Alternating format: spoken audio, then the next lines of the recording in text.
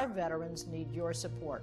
Foxfield Farm for a Recovery Mission is a not-for-profit organization that has been established to provide an equestrian groundwork training program for U.S. veterans with PTSD and related issues incurred through military service.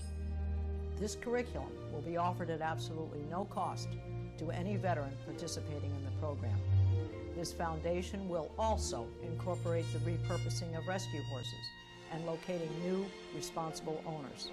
The synergy of the work invested by the veterans to aid the recovery of these horses is equitably therapeutic. Please go to our website to be a supporter, www.foxfieldrecoverymission.org. Thank you.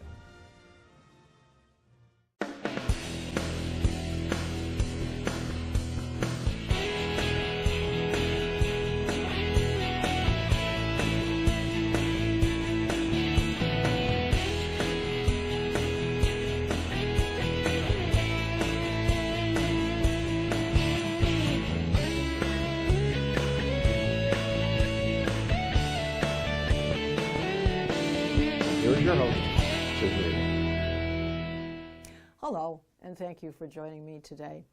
We are at the office of Alan Addley. He is the Superintendent of Granby Public Schools, and we're delighted to be here. Thank you, Susan. Our subject is rather serious, but I think it will be very informative to hear what you have to say to Granby's population and certainly share it with the other surrounding towns. Now, how long have you been Superintendent of the Public Schools? So time flies. I've been here now 10 years. Prior to that, I was 10 years at the high school as assistant principal and the principal. So 20 years in the district. And so experienced. You're an experienced guy. All right. And in that capacity, what do you attribute, which is obviously evidenced by great academic success of the students, to what do you, I know you're going to say teachers, but there are lots of things. Yes. Well, as a resident also, I want to say that the community really values education, and the community really has been supportive of educational initiatives, both policymakers and community members who have gone before me. So it has been a characteristic of the district. Clearly, we have wonderful kids. We do have the resources, and we have tremendous teachers who are loyal, passionate, exemplary teachers. So really they're on the front line. I mean, it's all about the teaching and learning in the classroom. So they do a tremendous job for us with the children. But collectively, in order to move forward, I mean, you have to have rigorous standards. I mean, I think that's one of the sort of standard common characteristics of any quality school system throughout the world, for that matter. And a supportive community who values education and respects the teaching profession. And that's what happens here in this town. Well, the fact of the matter is that teachers are mentors to a degree. They are educators, certainly. And I think that over the years, teachers have become somewhat of, well, because of the unions and so forth, there's been an issue there. But your teachers seem to be most willing to give the time, give the effort, towards this end, as you said. They're very determined that they need to get their job done more than look out for themselves.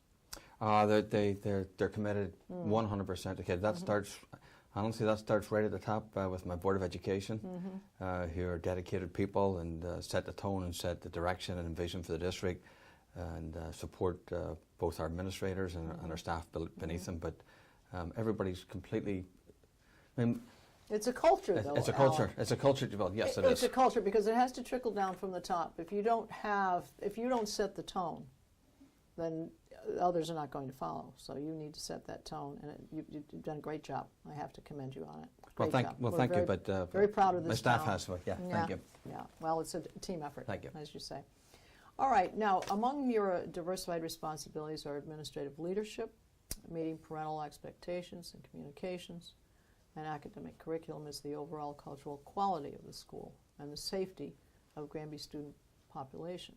So given that and the terrible incident that happened at Florida's Stoneman Douglas High School, what reaction did you get from parents and students right after that? What happened, I guess? So I have to say, I'll start with my own reaction. Because Susan, I think it's a pretty sad day when any superintendent cannot guarantee the safety of our parents' children when they put them on the bus every day. And that's one of the sort of sad realities of this time and place in which we live. Obviously our prayers and condolences we extend to the Parkland community, but it's important that we try to address the issue. My own community would have the same shock and awe about it, and very, very frustrated at not being able to do much about it. But our administrators were pretty quick to respond to the children and our students, and to have some discussions with them and to make themselves available. And because that's what I meant by about mentors. You know, they're mentors because the children look to them. I mean, they're the immediate person that's in the room.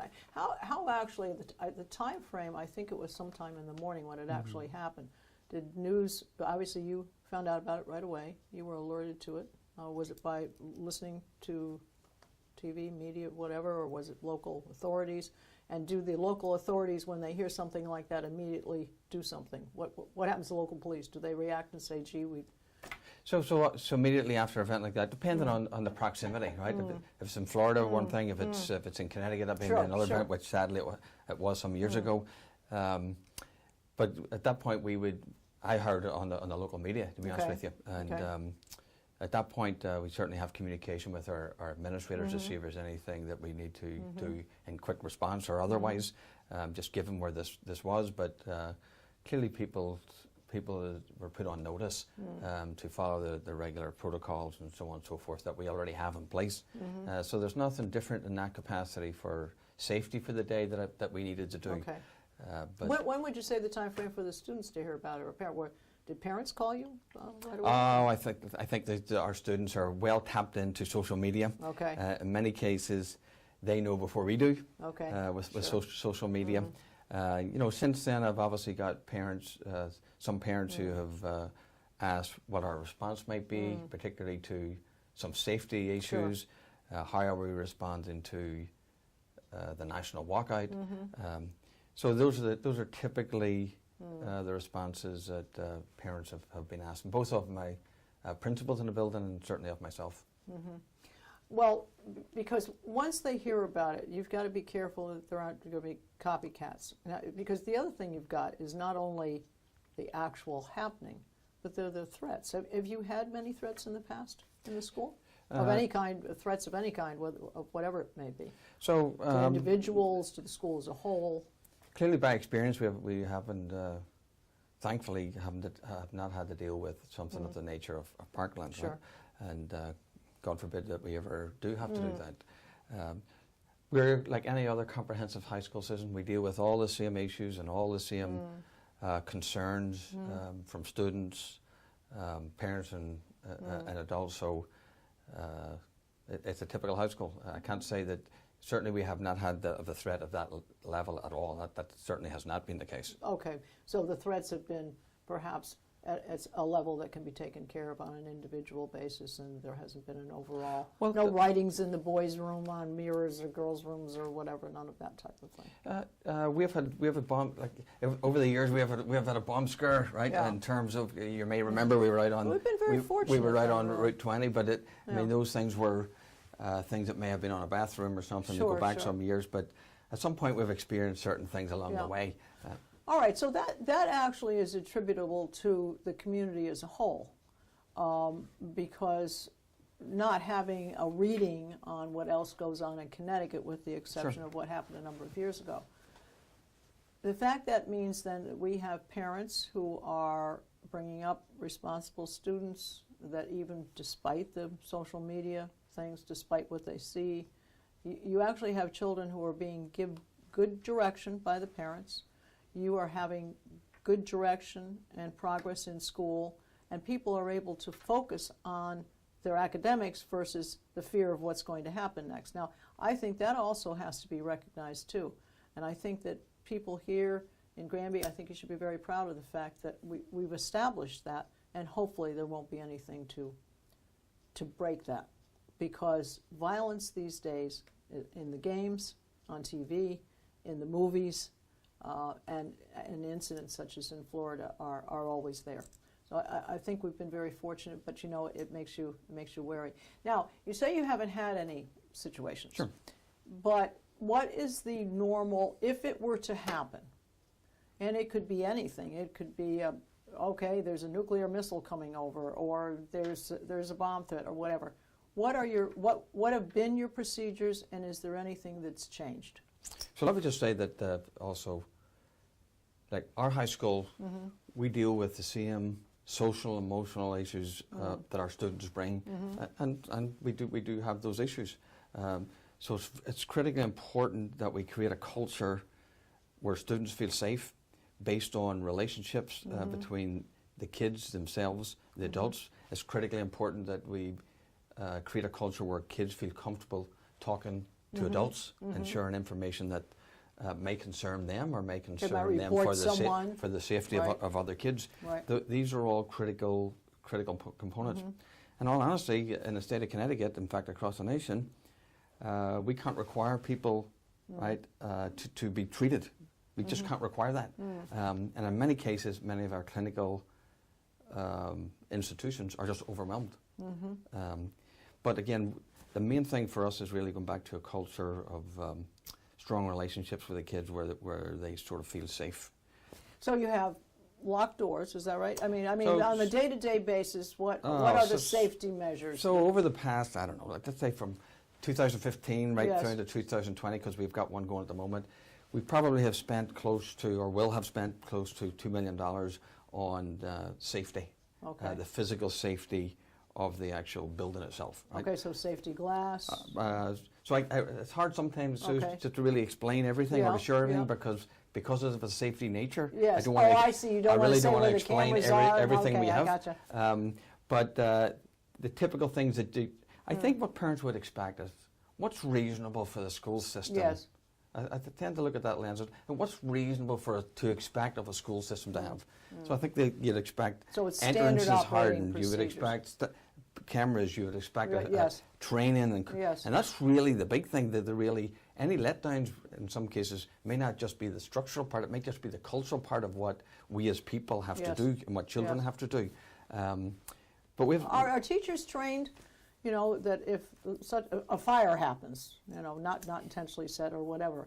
I mean, again, we're getting back to the procedures. So obviously you have practice fire drills and things like that. So all school systems, and particularly in Connecticut, are required to go through standard procedures of monthly fire drills and also emergency drills. And we have emergency drills from everything from let's have a shelter in place, or it could be for weather-related, tornadoes, or it could be for you hear gunshots, right? So unfortunately, this is the day and age that the kids live in, that these types of training is part of their, it's just part of the routine now. And I give the kids a lot of credit.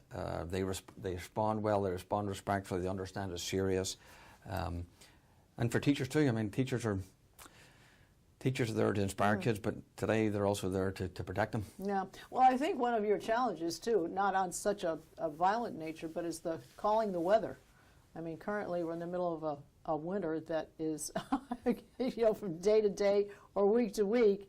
You listen to the weather reports, you try and plan it. What, in that particular case, at what point do you make decisions? Is it at 4 o'clock in the morning, or how do you say, okay, let's let the buses come in, or the teachers? Generally speaking, at 4:30 or so, we start the process, and clearly, like everyone else, I'm not a meteorologist, but I will listen to them. But sometimes I don't know who they are either. But anyway, so we'll listen to the television, obviously, and. In the morning, we will certainly touch base with the bus company, and we also touch base with our public works to get a read of the roads, and most times I'll also touch base with the police also.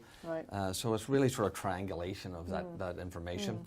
We also have buses that go, some people say, like, I hear superintendents talk to each other. Like well, it's not just to talk to each other to see, like, if you go, I'll go, right? Right. Yeah, but it's gotcha. also, we have buses that travel into in and out of different towns. That's true. So you may have buses that are going elsewhere, and they are going to be on time, and you might have a 90-minute delay, and another town is going to be totally closed. we do chat. There's a couple of us in the Farmington Valley, but we'll touch base, particularly with we share the buses. But at some point there, you got to sort of make a decision. But I mean, always, safety is the first decision. I would respect people who may disagree with my decision. Sure. But I would never make a decision that was not in the best interest of our students. Of course, yes. And, you know, sometimes Yeah. you might get that wrong, right? Yeah. Whatever wrong means. But Yeah, and if you do have to make up a day, you do it at, you do at that the end anyway, of the yes. school year. All right. Now, what are your thoughts on, you don't have the problem specifically, you're not concerned, so let's talk objectively. What are your thoughts generally on teachers being trained? let me just say something you said there. I'm not concerned. I'm always concerned. I always think of what's the worst thing can happen, even whenever I've got plans in place. I say concern based on history of this school. True. Your concern is always there, but because you haven't had these types of issues, what is your general feeling about teachers being trained in having guns? If that were any school, what are your thoughts on that? So even the physical structures we have, you know, I don't think you can. I don't think we want to make schools into fortresses. Certainly, you can. So at what point is enough is enough? At what point is it reasonable? Yes. To have a level of safety type thing, because I always go back to the culture and the relationships. But regarding the guns, honestly, I don't think I would trust myself with one. That's not to say that I approve or disapprove of people having firearms. That's not the case. But I would be against our teachers having to carry firearms. What about armed security? I mean, again, so you're concerned the safety of the school. You haven't had those kind of major threats, but again. So in all honesty, I mean, over the years we've talked about SROs and uniform, and there are benefits of those particular positions. But I think the reason we have boards of education in different towns is that that's a local decision. Yes. And I think it changes in my estimation, it potentially can change the culture of the school. So I think there are issues that come along with SROs. It's not just a guarantee that an SRO will protect the safety, so on and so forth. There are benefits. Okay, Jill, let's define. SRO means? School Resource Officer. Oh, okay, very good. School Resource Officer. So essentially that would be, you could say at the expense of the town or the Board of Education. But there are several schools who have School Resource Officers. And it's been a topic off and on for some time, and I'm certainly if something were to happen at school tomorrow, we would probably have them. I would recognise that. Right. I'm very proud of the culture that's in the school and the climate that is in the school. I want to try and protect that at all costs, not at the cost of the safety of the students. Yes. But it comes back to, okay, so what's reasonable, right? Yes. Or what level of security, with guarantees or no guarantees, are we willing to, or do we want in the first place? And secondly, willing to pay for it. Yeah, and then of course there's the issue of, okay, so I'm just going to ask you the question. If that were to happen, if you were to determine for whatever reason that you wanted to have SROs here, is it the town that has to pay for it? Is the state funded? How does that work? So it works in different, it used to be with SROs were established many times because of state grants and federal grants. Right. That's all dried up at this point, right? So essentially towns, municipalities have to pay for them, but whether it's on the town side or whether it's on the school side, you know, that to me really doesn't matter because it's all one pot. How that gets worked out is the busyness of it. It could be half and half, it could be all one or versus the other. Those are more internal town politics than it is. If you have to do it, you find the money. Yes. I mean, that's the fact of it. I mean, right now Connecticut is in a real fiscal crunch. The fact of the matter is that because it is, and because to some extent the municipalities are being short-sheeted on what supposedly the state will give them for various things, programs and so forth. And having said that, but you know, you say if we really had to, would the money be there? But I guess you find it, you reallocate. So I guess at this point I would say, I haven't advocated in my budget yet. Yes. Right. Yes. So if I thought it was critical, absolutely critical to the safety of the school, Yes. by this time I would have advocated Yes. in a budget somewhere. Yes. So at some level I'm comfortable with the security that Sure. we have in the building at the moment. Right. Look, is one SRO enough? Do you have to have 2 or 3? Yeah, you're if you right. had 15, it would be better. Yeah. But Do you need one at the back but door, at the what front point door? does it Yeah. really start to change? And Yes. at what point is it enough or not enough? And I'm happy certainly to engage in those discussions with community members. But at this point, At this point, it's not a problem. So, but it's there. So you work it out. All right. Now, when you interface with other superintendents in town, what has been their determination on next steps to avoid? I mean, do you all follow a kind of a template, or do you operate individually on your school according to your town, according to whatever? How does that work? How much interface is there between you and other superintendents about what you're going to do about whatever you may be doing? There's tremendous interface, networking, and collegial conversations about those. We all have to submit, to the State of Connecticut Emergency and Homeland Security our plans every year, right? So they have to be authorized, and they also have to be authorized here by our emergency management committee here in Granby. So all our first responders and so on, they all have to sign off. So that's all coordinated. Yes. But in many ways, I would say that many of these school systems are very similar in nature of Yes. some of the procedures they're doing, because over time some of those have been sort of standardized more, and some of the experiences that we're providing for implementation and Yes. for the culture of the buildings and so on and so Right. forth. So that they're similar. I would say that they are similar in many ways. Yeah.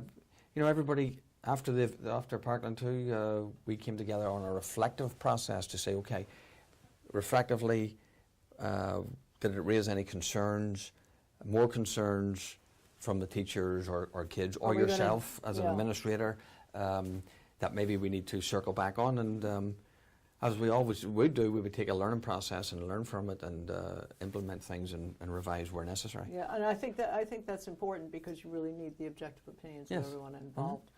All right. When we're talking about such a serious subject, we need to, as we are coming close to the end of the program, we need to talk about new programs. What's going on in the school? What, on a lighter note, what's going on in the school? What programs do you have coming up? So I present the budget tonight. The budget tonight from administration is coming in at 3.49. The guideline was 3.85. Okay. And in order to move forward in the town a little bit and in the school system, I sort of have to redo things and, Yes. and revise some things Yeah. the way they look, and that's going to be a wee characteristic of this budget. But I'm really excited that there's a couple of things in this budget. They're part of the board goals. I think they're part of the community's interest. Some of those, for instance, would be programming for our highest performance students and talented gifted students. Okay. That has been on our priority list for some time. Great. And particularly we'll be able to do that at the middle school. We'll also be able to advance some of the courses for all students at the high school. So it's exciting that we're able to advance some of those. I'm really excited about the prospect of introducing the strings program. Okay, strings is music. Yes, and so we start with a compulsory K-3 strings, violins, and I want to thank publicly the community members, GEF, and actually indirectly the rest of the community, because they support the GEF with their giving, because the GEF has donated $40,000 to us over the 2-year periods to purchase the equipment and essentially the violins for the 2 years to get it up and running. And now, is that encompass having more teachers on board to teach, or the existing teachers will? So the GF has kindly donated the supplies with $40,000 with the contingency that the board actually provides the FTE of the teacher. Okay. But that's the nice, listen, as we look to regionalize, as we look to remain attractive in the school system, it's critical our school system remains high quality for our residents and our taxpayers. So in doing that, I'm always looking forward to what opportunities are to support the board goals and also continue to advance many of the programs. A couple of other things this year are really, we have our mentoring program that we're starting with members of our community here. Okay. The easy way to think of this is like a big brother, big sister program, but just in Granby. Yes. For our students, and we're starting down in grade 1 in the primary school. Oh, great. Something we're exploring politically, and it's been on the large capital project, is a 1.75 megawatt solar farm adjacent to Wells Road School. That would generate $3.25 million over 25 years for the town in savings, right? Yes. And so my board and I have been politically active in testifying and trying to make this happen. And I need sort of for the virtual net metering cap to be lifted or expanded, and that would provide us a great opportunity in town to realize significant savings. Sure. Well, I think that's the thing. Every year you have to look to where you can save money, and this is and what you're really doing is you're encompassing, I guess, a more contemporary look as to how to service the school, how to service the population, the student population, and you've done such a great job, and you've got the foresight to determine what will be the best thing in order to prepare these students to move on to whatever their next thing, whether it be military or college or whatever pursuits in life that actually prepares them for the real challenges in life. Because once you're out there and you're having that practical experience, it's a lot different. And that's why the culture that you've established here is so important, because it can't be just textbooks. It can't be just your laptops. It's got to be able to, so that you can get along with people. It's the most important thing you can do.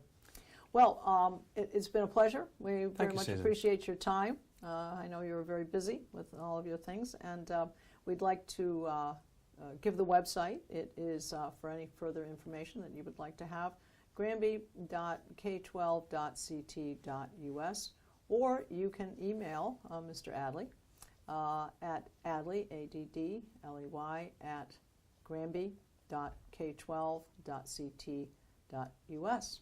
So it's been a pleasure. Thank you, Susan. Thank you. Okay. Come back again. Come back again. Thank you very much. Thank you. So this is Susan Patricelli-Regan. I'd like to remind you to see all of our shows on ctvalleyviews.com. It's been a pleasure having you with us. Voila. Yep. Yep. That's 27 minutes. Yep. 26 minutes right there. Twice the heck was that? Yeah. Right away. Good job. We have an intro and an outro. You know about our foundation, right? Yep. You know about that. That's part of we've had this since about 2016. And I'm proud to be an American, where at least I know I'm free. And I won't forget the men who died, who gave that right to me. And I gladly stand up next to you and defend her still today.